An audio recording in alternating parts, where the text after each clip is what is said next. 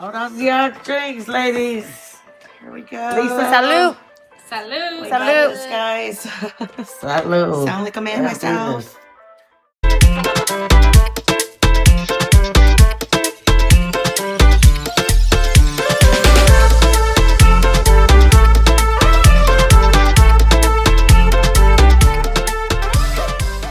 Welcome back to another episode of Team A Unfiltered, the space where we talk real, laugh loud, and unpack the things that we grew up with, whether we ask for them or not. We talked about us being women with the culture and traditions on our last episode. And today we're diving into something every Latino household knows too well. Fact. I agree. Some things were beautiful, some things were chaotic, and some things were absolutely not worth taking into the future. All right, guys, we're talking about the values, the rituals, the food, the rules, the superstitions, all of it. What shaped us, what stuck with us, and what we're leaving respectfully in the past. So grab your drinks, your memories, and maybe your chocolate trauma, because today we're going to break down what our culture and traditions look like growing up and how it made us who we are today. This is Team A Unfiltered. Let's get into it.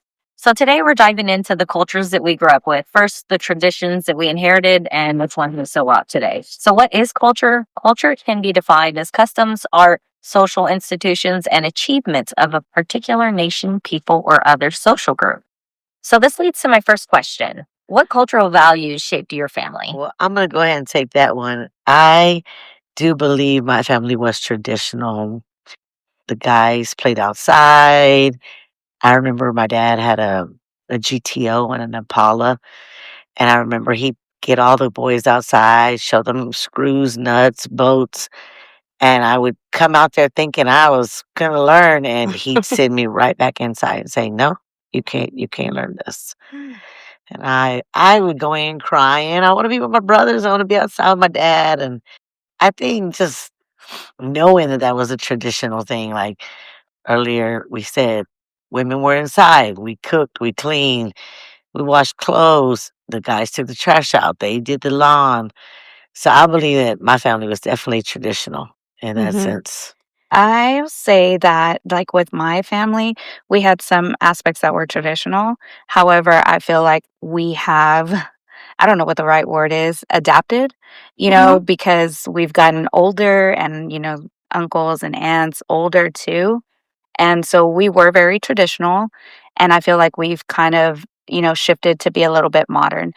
To connect with what you said, Francis, my dad, he was a mechanic or is a mechanic. And so he didn't have any sons. So I got to learn those things, which is why, when we needed to change your tire, I was right there under your car. Right. But, when I say we've kind of adapted to modern, when I think about Christmas, when I was younger, because we had the energy then, we were, opening our gifts at midnight. And now because everybody, the family has expanded, everybody has other families, to go to, their spouse's family. Now it's like, okay, hey, let's open them at 8 o'clock and, we're done. And others are getting to the families where they still hold the tradition of opening gifts at midnight, because my husband's family does that. Right, So. right. Going back to that flat, see, Dad, you should have taught me. I could have saved us that day. I would have had a new name behind me. Okay, so do you feel like those traditions were non-negotiable growing up? I don't think it was non-negotiable because, again, I think when I think about my childhood, and so I loved being outside. So if my dad was out there working on cars, I wanted to be out there. I wanted to learn those things. He didn't expect me to learn it, but I wanted to.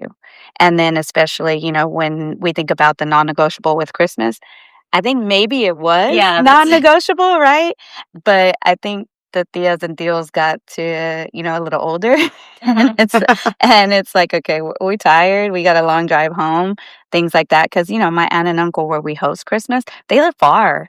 And so it's about an hour drive. So that's another reason. And, like my grandparents got older and it was a lot on them. So it was non-negotiable. Now it's just kind of like, who can make it, and the family's forgiving for those that can't. And so did you guys have any traditions that were non-negotiable growing up?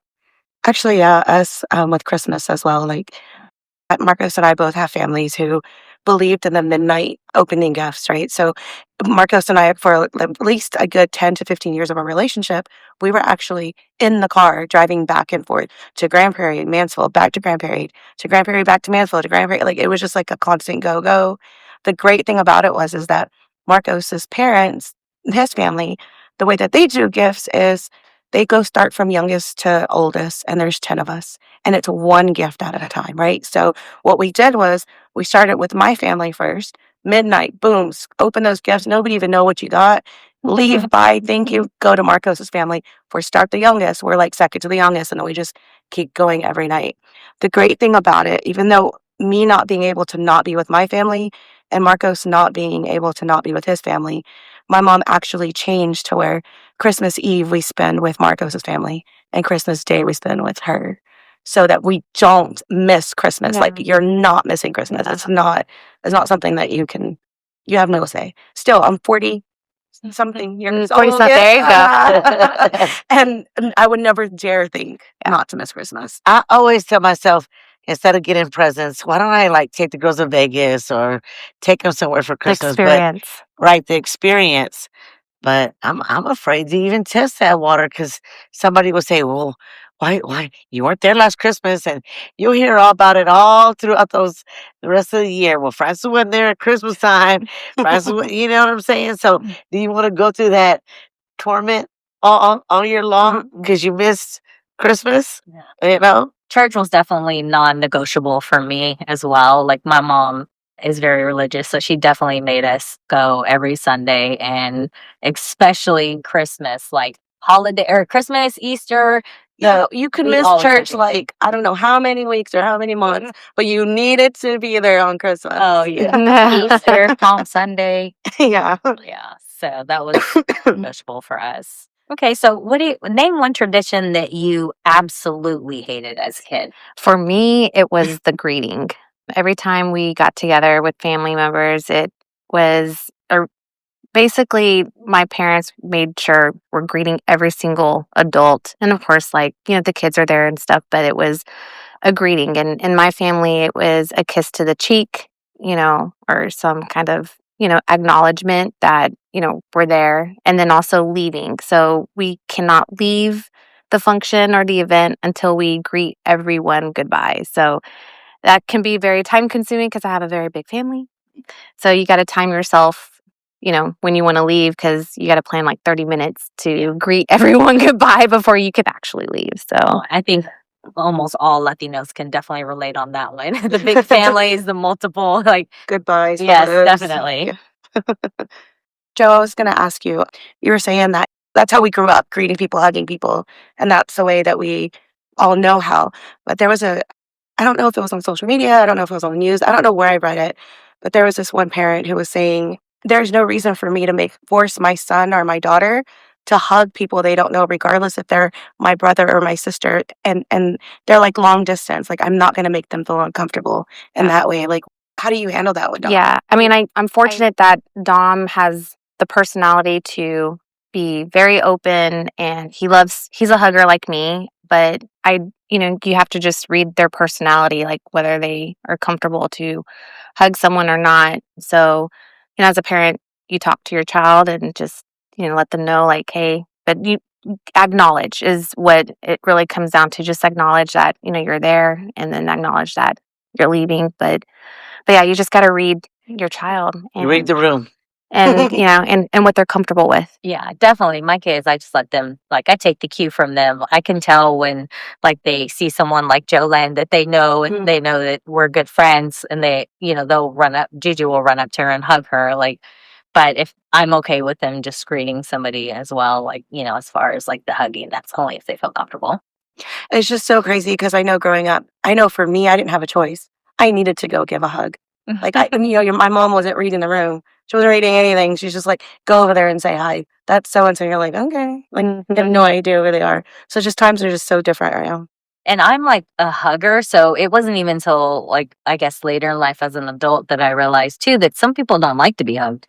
So, just kind of taking the cues from there as well, because I have friends one time that I accidentally hugged her, and she doesn't really like to, and she was a little bit nervous, like, kind of Yeah. told me like, oh, I'm sorry, I don't really like to be hugged, and like I had to make sure that I, didn't get offended by that. I was just more like, okay, that's what she's comfortable with. And so now when I see her, like I definitely stop myself every time because I'm like going in front. I'm like, oh wait, Yeah. I'm just like, hey, how are you? Like talking to her. So. As we're talking about this, I know it's funny. Sorry, Lisa, but Lisa just still does not give me like the hugger vibes. If like you see her and you want to go up to her to hug her, like somebody's just gonna go up to hug her, like Lisa's face will show like I'm not trying to hug you. I don't know why. I do not know why. I don't know why that just happened. Burn. A hugger. I don't know. I know you're well, you just said you think. Yes, I will say she is, just because of the fact that if there's anyone that's not, it's me. Yeah. Yeah, I'm not. Jeanette. Oh, Yeah, I'm and I not. didn't know that. And it's not that I don't like to be hugged. It's, to give you an example, like one of my students, former students, these were adult college students, right? She's like, if I went up to you, I feel like you just stand there and just like let me hug you. And I was like, well, no, I wouldn't do that. But, Yeah, you would. And I it's to would- protect yourself. You well, know what I'm saying? You're a teacher. You have to have a boundary. Well, I mean, in that case, yes, I was an instructor. And again, she was an adult student, but she just was basically just trying to say, like, that's just kind of the vibe that I get. She's like, Okay. I know you're loving and everything to us. Like, you're a nurse, a psychologist, you're a counselor, Tell you're it, all girl, of these tell things it. to us. But I just feel like that is something that you're not comfortable with. And I said, you're right. I'm not, And the reason I say that is because, there was one time, it was actually at my 40th birthday party, and Lisa was going through some things, and she was like, can I have a hug? And she shouldn't have had to ask me. Like, I should have been the Aw. best friend and Yeah. just given her a hug. And the thing is it's not that I don't want to. It's just, if I go back to like the way that I was raised or something. No, I did not tell you no. I gave you a hug. Now, I But- remember I was there. But it's the I fact was that there. it's the fact that you had to ask, like me, that should have come out of me. You know what I mean? And I do try and pick up on that, but it's just I'm not. Wait, so like for family, you don't hug? Or No, I I missed that do. part. I Okay. do. But again, I think that's because that's my family Your and I'm family. comfortable Yeah, around yeah. them. And yes, you guys too. But it's not something that's gonna come first to mind. So like if one of you guys were crying, I'd be like, you're good. I mean, I want to be comforting, but that's where y'all gotta turn to Mama Christie. Because that's not me. That's Like why we all play. I'm gonna be like, whose ass do I gotta go kick? Yeah, You know? that's right. Right. Love it. Love it. I love that. I love that. Lisa, stop looking at me like that. This whole time Jeanette's been talking, Lisa has not paid attention to anything you said. She's been eyeballing me. Because I feel like if anyone's not a hugger, it's you, Miss Germaphobe. So yeah, you're right. You're right. I guess I didn't look at Jeanette that way because I've always known her and her family to always hug. Like that's just a thing with you. But because I hug you too. Because I hug you too. Lisa, My I just listeners, said I wish that y'all I knew what we were feel looking that at. Outside you of us, our wouldn't family. like to hug anybody, and you would very openly express it. I mean, I still would. It may not be like it'd be a half-assed hug. I right? think after this, we all need a hug. Everyone that's all hug Jeanette. All of us hug, not just the What is it for trolls? Hug time. So I didn't mean to like get us off track. It was just kind of one of those things that you would have probably been a kid that was like, I'm not trying to hug you. I don't know. Like I don't know you. DB in the house. I would have taken that from Jeanette because I know Jeanette when she was growing up. Like Well, from, Jeanette's not the hugger. yeah, and I didn't know. I did not either. Yeah, I did not know that about you. I am a hugger, and I've known you for so long. Yeah. So- We learn something new about her every episode. I know.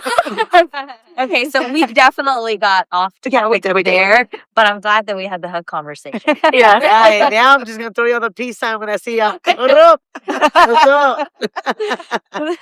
So going back to, culture, what's tradition that you now appreciate as an adult? Hugging. I would say family gathering, Yeah. like when you think of like family unity, family gatherings, because I think When I think about when I was younger, it's like, okay, it's get up, we're going here, you know. But even like my kids, when they were younger, like, do we have to go? Do we have to go? And I was like, yes, we have to go, and everybody's gonna go, and we're gonna go as a family, right?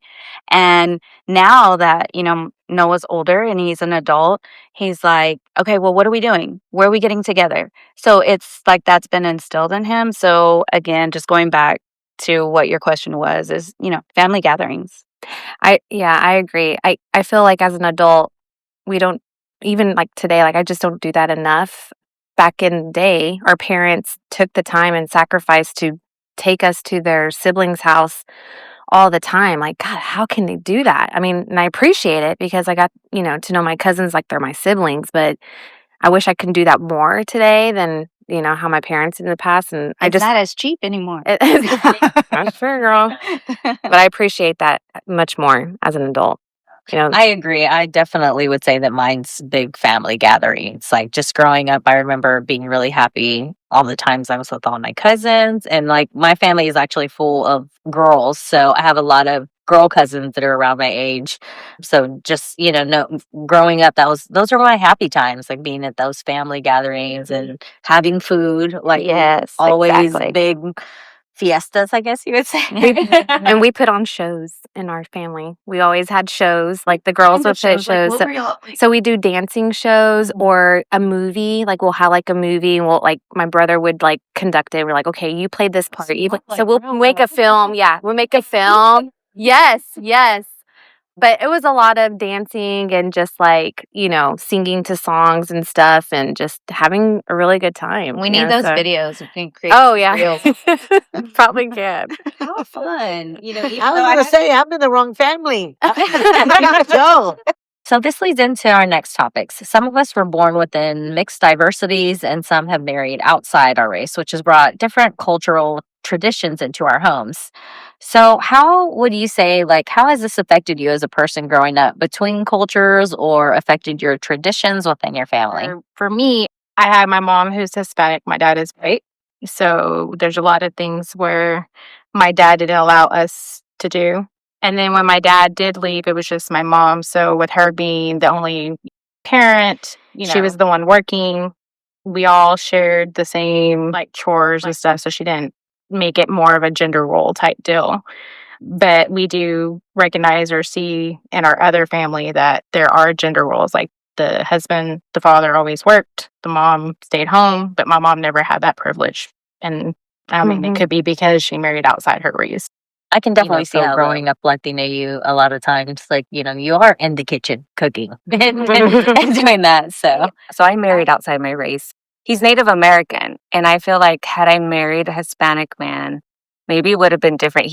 We had back-to-back babies at one point, and I was the one that went to work. He stayed home, went to school, watched the kids. So you still have that tradition, having back-to-back babies. Yeah.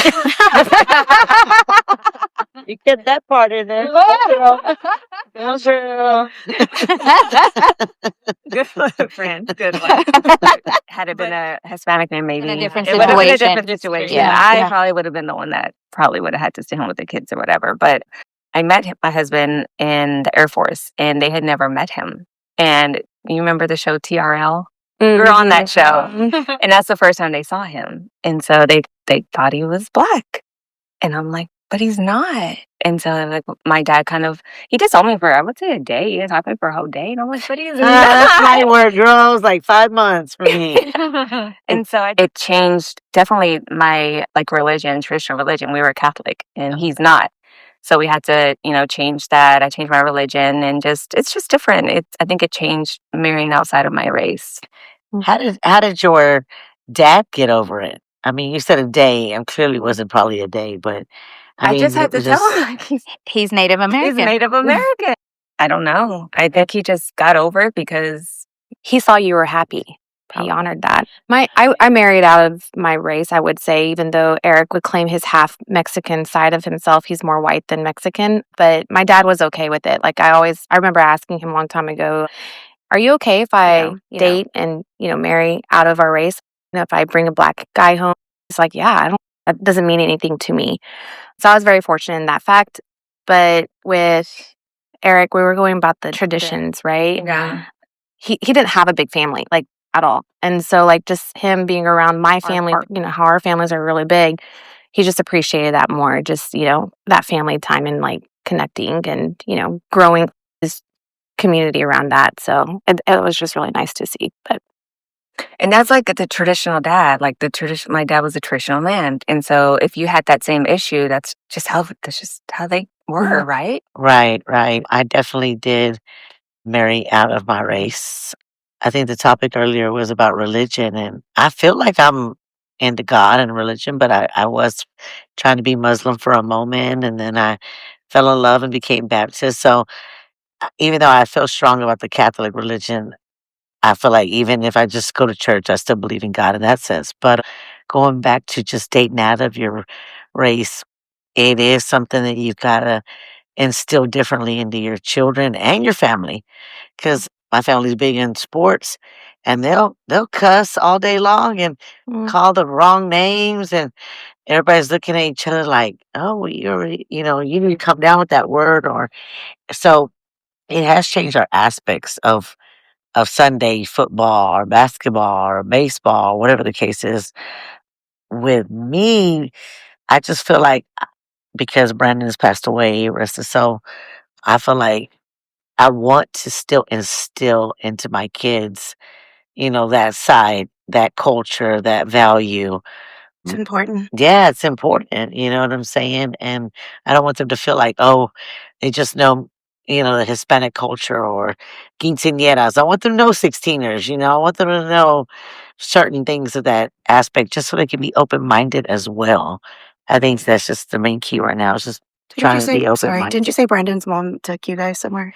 Yeah. This past summer we went on a 10-day tour, Reclaiming the Throne, which is on YouTube, and it teaches you about the African American and, their culture and what happened to them all these years. And we got to do that, and that was really neat. My girls were a little upset. Like, why do we gotta learn this? And I'm like, because this is a part of your history. I would want you to know, about the Spanish tradition or, you know, who conquered who or whatever the case is. But it is important to know your past so you can fix your future. Mm-hmm. You know? I agree.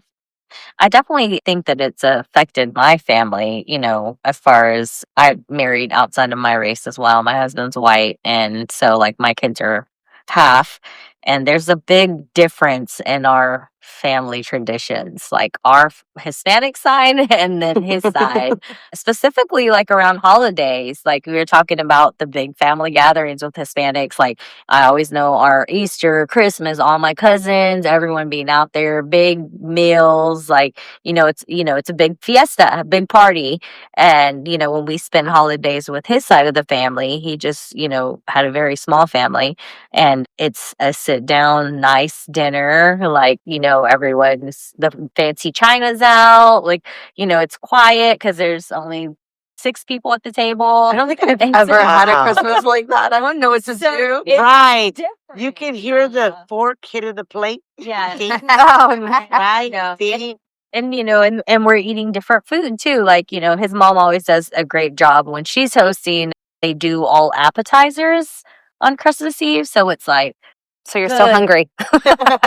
But it's like, shrimp and bruschetta and like all these little tapas style, I guess you could say, which is, just a bunch of like appetizers. Yeah. And then, with my family with Christmas, it's a big feast, Yeah. we have so much food that we're eating on it for like 2 or 3 days. And sometimes that's the intention because we're like, okay, we need to have leftover ham for ham and eggs tomorrow.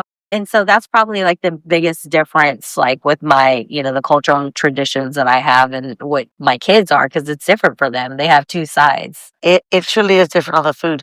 I had turkey. What? It's a duck and a turkey together, and it is amazing. It's like Yes, it's like biochemistry did some work on that. Yeah, I think it's called Yeah. a turducken. Thank you, sweetheart. I love that you can correct me nicely. I think it's called turducken. in my mind, I know I was like, bitch, what's a turkey? She done made shit up. Just tell me what I was talking about. Maybe I'll do you want to get a white family. Y'all better stop having those Mexican fiestas. So ducking, chica calamari. Oh my God. So, so since we were talking about, mixed marriages, mixed families, I wanted to touch up on like bicultural identity. One thing specifically, sometimes since I don't know Spanish, it's kind of hard for me and to explain to people or just understanding like, oh, well, you're Hispanic. Well, not every Mexican or Hispanic knows Spanish. And that's something that I haven't even passed on to my kids because I don't know Spanish, so they don't know Spanish, Yeah, it's sad. I think I've gotten away with not knowing Spanish and being okay with it because I don't look Hispanic. I don't look Latin. Like I got that Asian look in me, so I'm clear, right? You got lucky. Yeah, I did get lucky because I know nothing. Zero. I had my college professor tell me it was a shame for me to be Latina and no Spanish. Oh, well, Like literally. No sapo kid. Yeah, I was a no sapo. No sabo. Oh, that too. And sabo, just so you know, is a frog. Like the song? Supple. Oh, that was about a frog? Yeah. The same thing happened to me as a kid. I remember this memory. This memory isn't snowed in my head. I remember my mom taking me to Fiesta, Texas, in San Antonio, and we were taking a break from like rides and walking and stuff. So we were all sitting around a fountain, and I think she like got up to get something or do something, and there was this old Hispanic lady sitting next to me, and I remember her talking to me in Spanish, and I was like, looked at her, and I was like, I don't know Spanish. And she told me the same thing. And then she told me in English, what do you mean you don't know Spanish? Are you Mexican? And I was like, yes. And she's like, you should be ashamed of yourself that you don't know Spanish. Right, It stuck with me for a long time. And, I never told my mom about it either until I was like older. Like, I didn't. Your mom would have fought her. You know what? She's out of this. She probably would have. Yeah. But, but it stuck with me for a very long time. Right. Like, I mean, looking back as an adult, I would never tell a little child, like, I had to have been maybe 7, 8 years old to say that. And so, yeah. I'm sorry. Let me give you a hug. It's funny because of the group, I guess I could say I'm one of the ones that's probably the most fluent in Spanish, right? So you have it on your resume. It's on my resume too. You said you're bilingual? Yes, I does. And The no sapo kid. The yes, I does. But that being said, the one thing that I don't know if you guys know is I didn't actually start speaking Spanish until I started teaching. I don't believe that. I thought it was in your DNA. New fun fact about Jeanette. 3 things today. Yeah.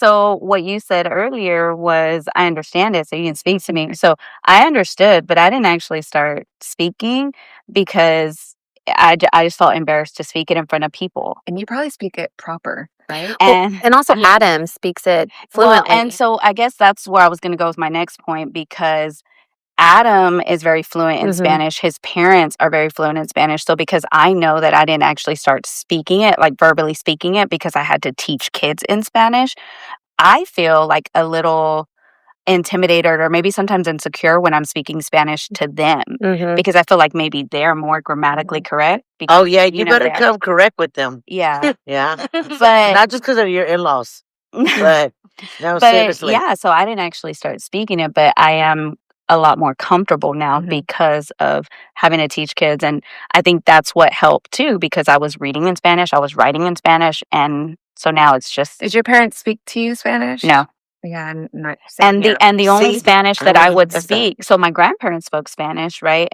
But they were very fluent in English. Like you wouldn't know that Spanish was their first language. So I could talk to them in English, no problem. It was my dad's parents that, we never hung out with my dad's family. So, I didn't really have to use the Spanish.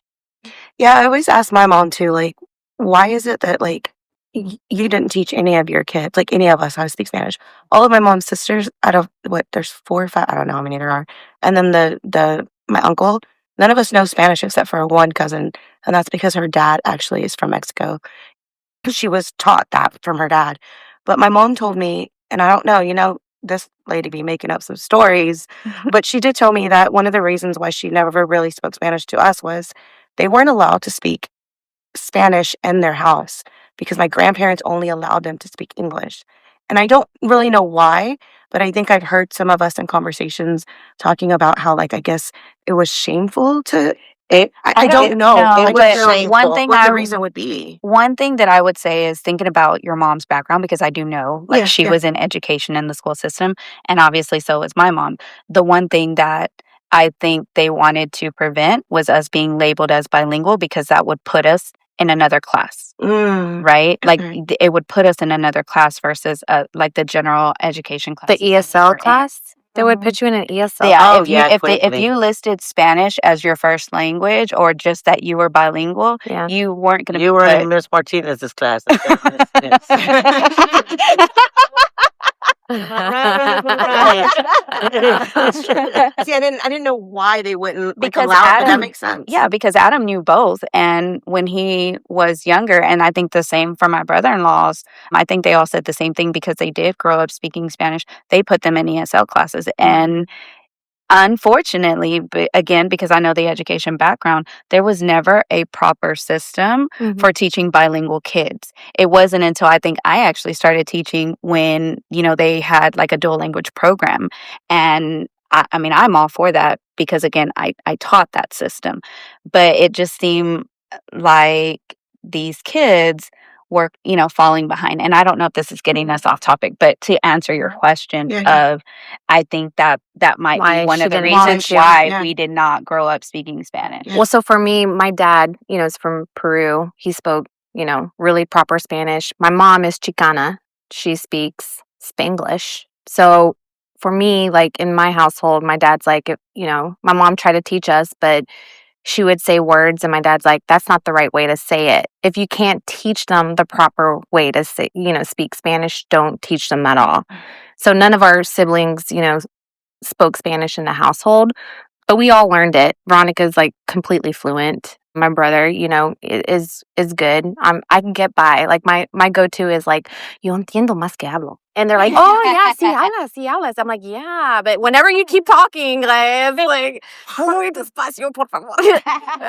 I want to speak it fluent like Veronica. I'm just not there yet, but it's just practice. Like being around people and, hearing it all the time. And that's why I feel like Adam, like in his family, you probably hear it a lot more than our family, because the family members, like we just all speak English. But if I heard it more, like when I lived in Peru, I heard it, I was able to absorb it and learn. I had to learn it. Like if I wanted to speak with my family, I had to speak it.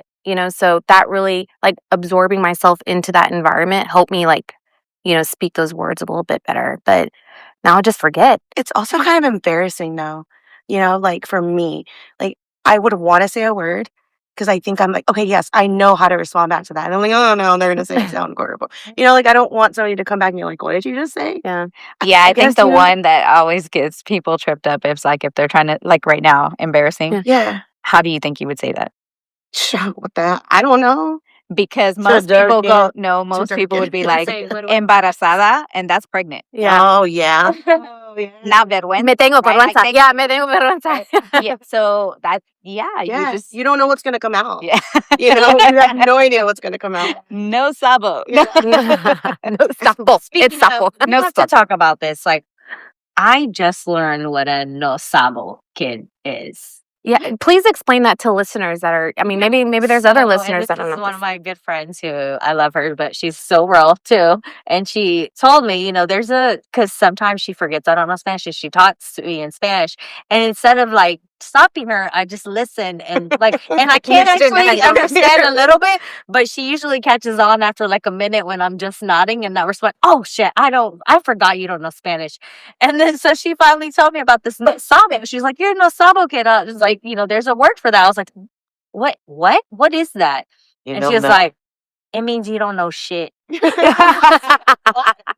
And Well, not in those terms. that's what she told me. So I was like, Oh, okay. Well, I guess I'm a no salvo kid. Because when it comes to Spanish, I mean, but I can actually understand a little bit. But going back to your point, I don't, if I'm not around it a lot, like it's like less in between that I actually can understand what you're saying. Well, I think that's where I get the practice from. So, me practicing my Spanish on my in-laws, it's like, well, they kind of want me to speak to them in English because they want to practice their English. But I'm like, well, that's where I get my Spanish practice. Yeah. Talking to you. No me hables en español, por favor. So that was good, Joe. I'm telling you. And you even got a little accent, I mean, right. right? That's why they keep on like talking to me. I'm like, wait, no, don't keep talking. Don't keep talking. Wait. I can see the expression. I'm like, what you know? I mean, Yeah. I just have to point this out in case you don't remember. Like, so I did take Spanish in high school to try to learn it. And then again in college. And I had never failed a class in college. And then Clearly you didn't pass it either. Spanish, oh gosh, I hate to admit this too. So Spanish, I was failing, and my Hispanic teacher felt really bad for me because I was Mexican and didn't know Spanish.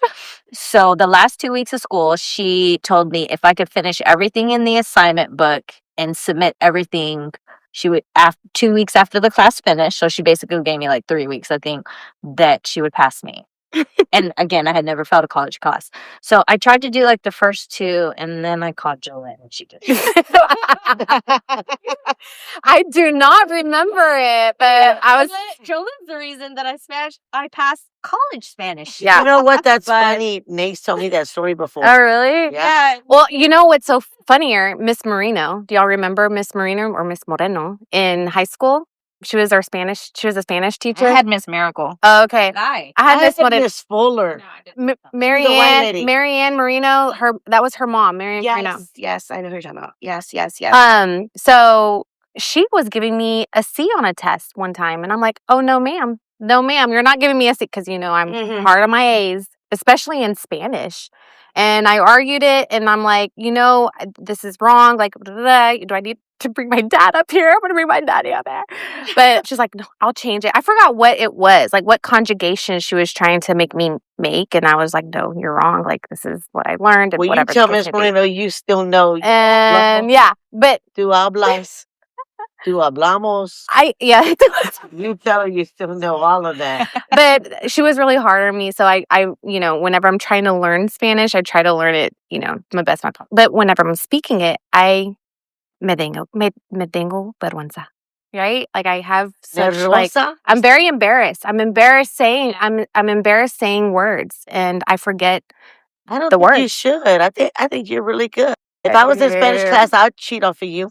Right. You know what? It's also has helped me with Duolingo because I can actually read Spanish pretty well. And my first semester Spanish teacher did my second semester homework for me. What? Were you having sex with him? Don't be lying. That's what I'm talking about.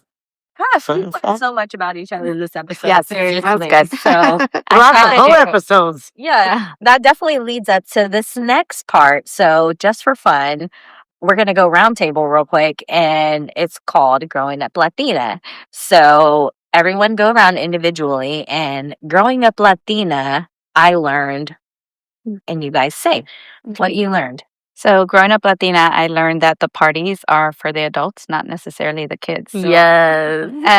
Like to speak to that, quinceañeras. I like those little memes when they got the little Mexican kids sleeping on the chairs. Like in the Bad Bunny Super Bowls. Right. And then they wonder why they don't wake up for the alarm. That's right. Band's playing, everybody's dancing, the baby's just sitting there chilling. I think every Hispanic can relate to that one, sitting on the chairs at the parties. Yeah, that was fun. Well, growing up Latina for me was don't you misbehave in church at all. Yes. You just don't do that. It's something about, even though God forgives, your parents don't at that moment.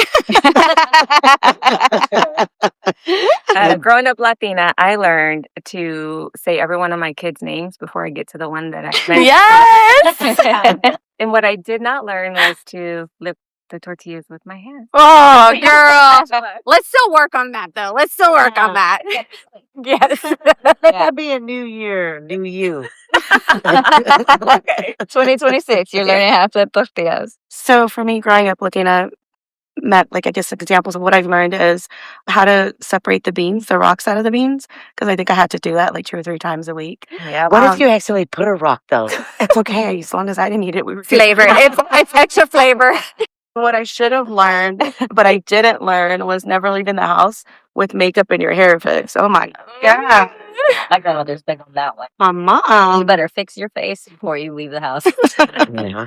Well, growing up Latina, I learned being loud does not always mean you're mad. We're just passionate about what we say. We talk loud. We're just yes.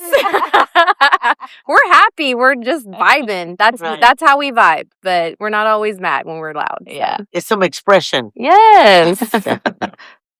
Growing up Latina, you knew you were in trouble when you were being called by your full government name. Yeah. Middle and last. Yeah. Government name was no joke. Yes. So for me, growing up Latina, I learned to run when my mom was leaning over reaching for her chancla because that was my head start. You got like, I better get going now so that hopefully I can dodge it. Well, you must have been fast because sometimes they were wearing them. That's true. I'm just confused where to throw it at. They knew you were running towards that way, so they're next way. Like, have you seen the memes with the people with the chancla and they never miss? Like that chancla never yes. misses. I don't hit my kids with chocolate, but let me pick that chocolate up. I bet I'll aim. I right there don't towards miss. your I'll tell you face. that. I got my son the other day because he said something smart to me and I looked at him and I told him like, hey son, I'm a modern mom. I'm not going to throw a chancla on. I got a Birkenstock on and that's going to hurt a lot more than the chomp I'm throwing at you. That's such your stick. Yeah. So now to all of our listeners, I would love to know what you learned growing up specific to your culture. So drop those into our comments and maybe we can talk about them next time. All right, y'all, that's a wrap on today's episode. We laughed, we dragged our childhoods a little bit, and we honor the pieces of our culture that still live in us today. Remember, you're allowed to evolve. You can love your roots and still choose the traditions that actually fit your life today.